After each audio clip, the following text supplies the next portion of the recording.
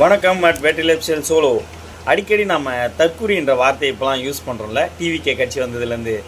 Okay, அந்த தற்குறியை வச்சு தான் இப்போ நான் ரொம்ப பெரிய விஷயம் இல்லை, இது ஒரு ஷார்ட்ஸ் தான், சரியா? இப்போ இந்த தற்குறிங்க என்ன பண்ணுங்க, ஏதாவது ஒரு கட்சியில் இருந்துட்டு அந்த கட்சியில் இப்போ வேணும்னா அந்த கட்சியில் போய் சேர வேண்டியது. அங்கே வந்து இந்த பேப்பரை கிழிக்க சொன்னாங்க, மறுபடியும் இந்த கட்சியில் வந்து எங்களை அங்கே நடிக்க சொன்னாங்க. என்ன வேலை இது? அப்போ எந்த கட்சியில் தான் நீங்கள் இருக்க போகிறீங்கன்னு எனக்கு ஒன்றும் புரியல. இதுக்கு முன்னால் ஒரு அக்கா அப்படி தான் என்ன பண்ணாங்க, நான் வந்து அந்த கட்சி வந்து சரியில்லை அப்படி இப்படின்னு சொல்லிட்டு அந்த கட்சியை பற்றி நிறைய கம்ப்ளைண்ட் பண்ணாங்க. இல்லை, எனக்கு அந்த கட்சியில் வந்து போதிய போஸ்ட் கொடுக்கலன்னு சொல்லிட்டு மறுபடியும் இந்த அதோட பழைய கட்சிக்கு தாய் கட்சிக்கே வந்து சேர்ந்துட்டு எங்களுக்கு வந்து இங்கே தான் வந்து கரெக்டான எங்களுக்கு அங்கீகாரம் கொடுக்குறாங்க அப்படின்னு வந்து கம்ப்ளைண்ட் பண்ணுறாங்க. அப்போது என்னதான் நினச்சிட்டு இருக்கேன்னு எனக்கு புரியல.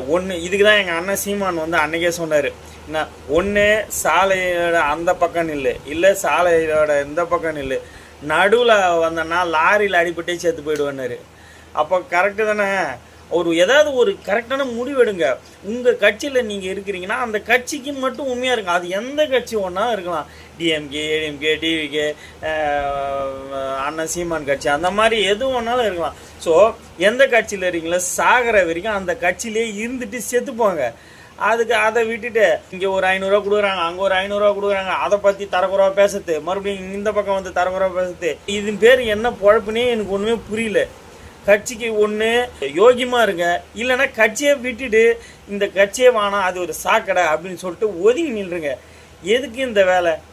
மக்களே யோசிங்க. நன்றி.